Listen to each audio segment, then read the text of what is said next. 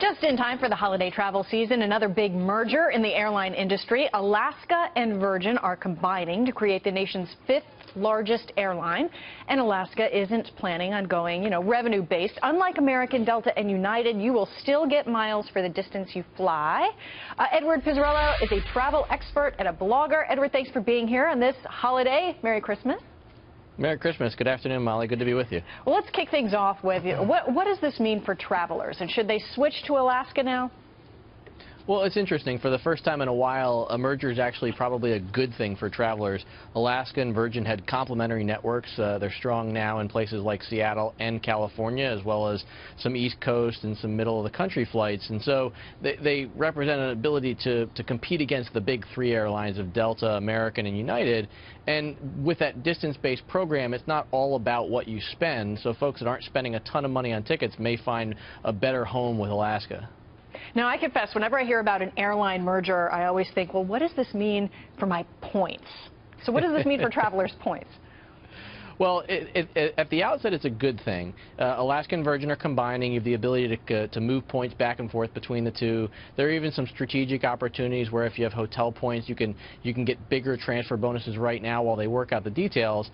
Your points are all safe. Everything you have isn't going away, and you can still take advantage of partnerships that Alaska has with American, even Delta for a few more months before that partnership ends, where it may sound odd, but you're flying on American or Delta, and your best bet may be crediting to Alaska because you'll get more points or miles that you can use for the future. So your points are safe. You said some magic words there. Yeah. What happens next? What's Alaska doing right here as the transition's going on?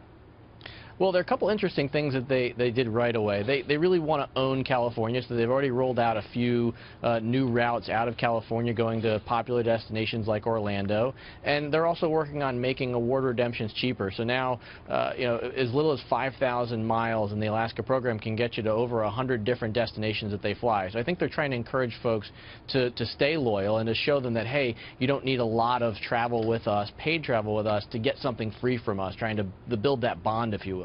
Is there a way for travelers to actually take advantage of this? Can they do something as this merger is going on to take the best measures and get the most out of this? Yeah, I think if you're a frequent business traveler, flying a combination of American, Delta, and Alaska, you can actually get some of those benefits. We say back to the yesteryear, back when you used to be able to get things like free upgrades and lounge access, things that Alaska still offers that maybe the other guys are charging you for now. And if you've got points in the program, Alaska has some really good redemption options. A lot of different places that you can get internationally. They have a bunch of international partners. British Airways, Cathay Pacific, Qantas, so you can see the world using those Alaska miles. That's interesting you mentioned the business travelers. Now, a lot of people don't travel a lot for business. So for somebody that doesn't travel a whole lot but wants to maybe go on that big international trip, is this something to look at? I think so, too.